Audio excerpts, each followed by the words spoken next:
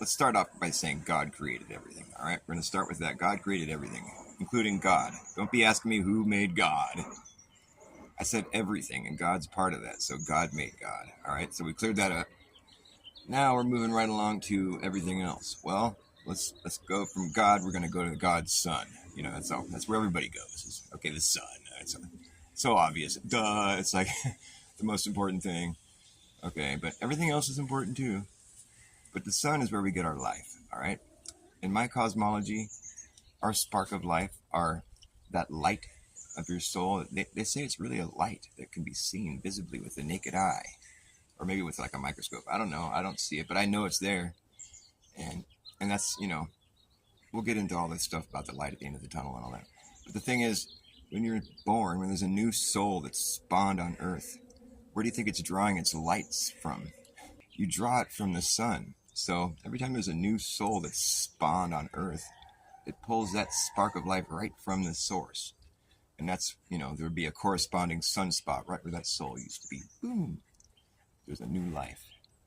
And that life, this is a test we're living in. So it's like, however that life is lived, that soul decides to do with their free will that God gave them.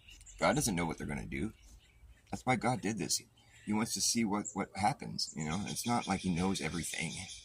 No, he made this so he could enjoy it, so he could so there could be something to do. If he knew everything, that wouldn't be any fun at all. It would just be like he'd be sleeping. He'd be just like, this is boring. I already know what's going to happen. No, that's not what's going on here. I mean, in my cosmology. Okay, so when you're born and you have your soul and you live your life, and it's like you realize it's kind of like a test. You have to have sort of a moral compass, otherwise you end up being a billionaire, and that's just not the life. And those billionaires, they're usually like really corrupt and fucked off, and they don't go to heaven.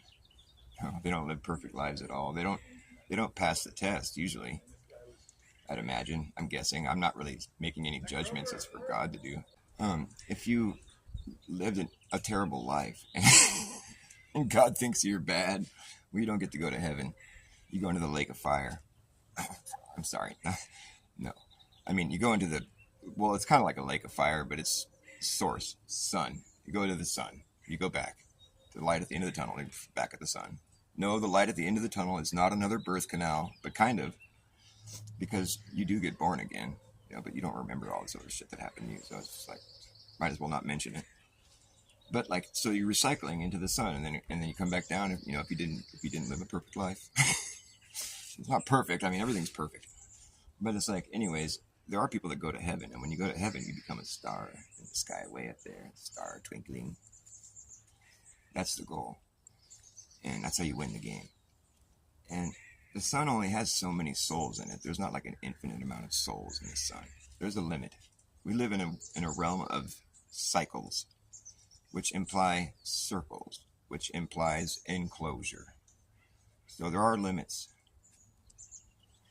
We live in a realm that is a level, stationary plane with energetic energy. It's all about energy, and the lights we see, these luminaries in the sky.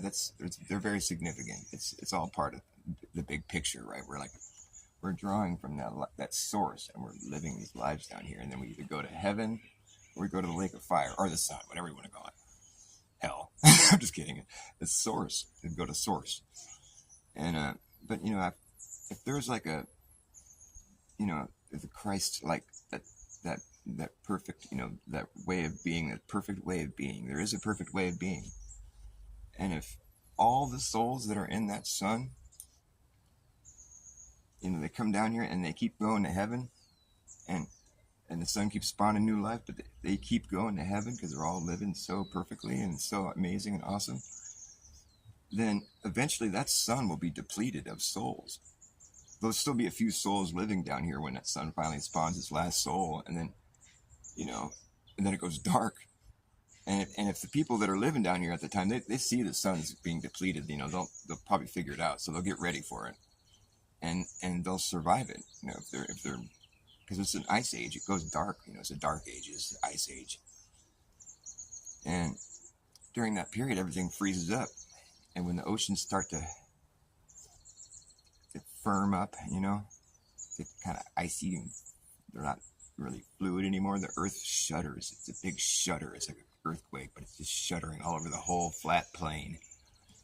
And that's when the earth knows to spawn a new sun. And that's a huge event. I mean, that's how this all starts off. I forgot to mention that there's a hole in the middle of this plane. Right in the middle, there's a big old hole. We call it the North Hole. And it's been photographed. It's there. And that's the hole the sun spawns out of. It's like the earth gives birth to a sun. And it shoots up into the sky. It activates. It breaks off an umbilical cord, just like people do. And it activates like one of those glow sticks you snap or whatever. Sends it way up in the sky. And so this has already happened once. Because we know that because the old sun from before, the one that got depleted, it's still up there floating around. It loses some elevation, but it's still up there doing its circuit like before, but it doesn't have the sun source anymore. It's spawned all its souls. They're all up in heaven, all those stars that we see. But the thing is, it's still up there, right? And it's like this plasma, like the stuff that suns are made of. We don't really know what it is, but we know what it is because we're it. But it's this thing that's up there, It was like this fluid type, boiling, bubbling, hot stuff, lake of fire.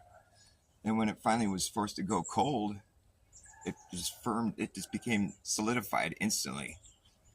And if you look at this old sun that's still floating around up there, it's dark now, but the thing is, it has some qualities.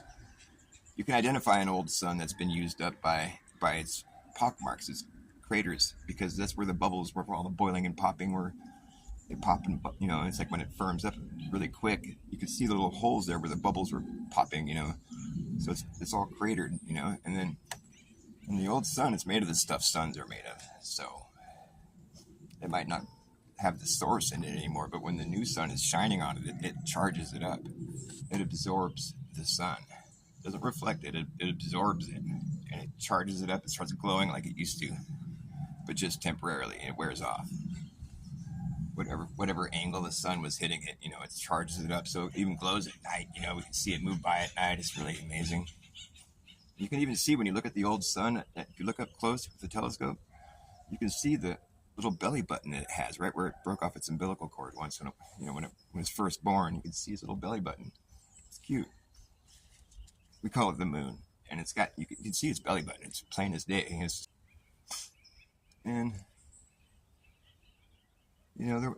When this happened once already, we're on our second sun as far as I can tell, because we have all those stars up there. Those are all the souls that went to heaven the first time, and we have one old sun that's floating around up there, so we can tell that we're pretty much on our second time as far as we can tell.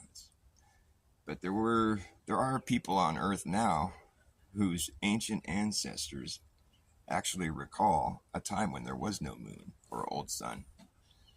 So it's little tidbits like that, old ancient history, and it's like those people, their ancestors were here before there was the moon, which is the old sun. So they were there. Their souls were from the first sun that was up there, So they recall that time when there was no moon, before the sun burned out the first time, before all the souls were spawned and went to heaven, all that stuff I already talked about. So that's it in a nutshell. I mean, there's a lot of other stuff I can tell you about, but